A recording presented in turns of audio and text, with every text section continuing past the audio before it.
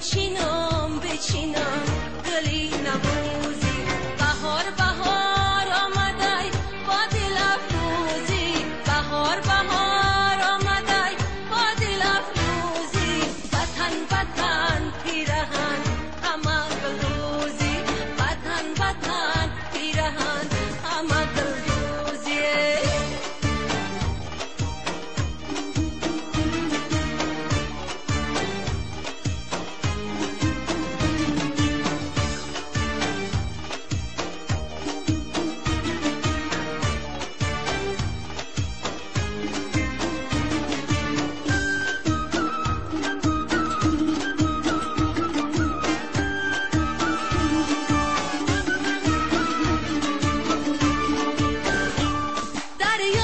چی خوشگلی سیاه پوشتمی در فصل بهار ای غامی نکو بری بنا گوش خمی در فصل بهار خوش آن که زیغون چایی لبی یاری عزیز ای خوش آن که زیغون چایی لبی یاری عزیز با ناز و کرش مبوس خاموش جمی در فصل بهار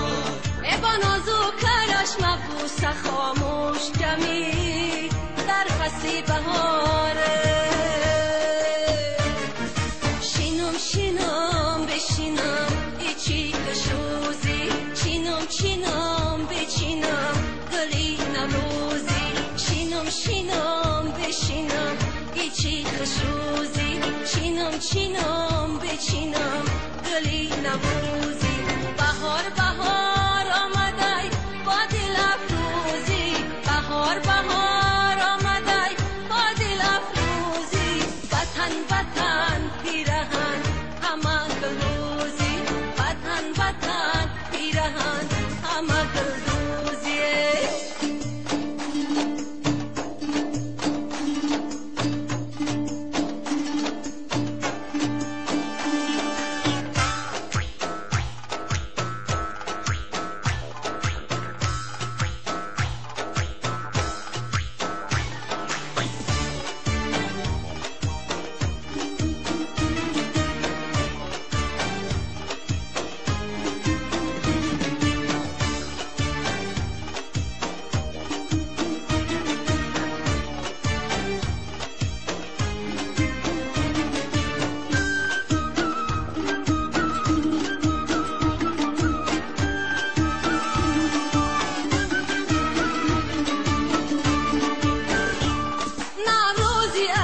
نشان آغاز نمود در فصل بهار اوراق کتاب راز من باز نمود در فصل بهار گفتم که چون من عاشقی نوروز کجا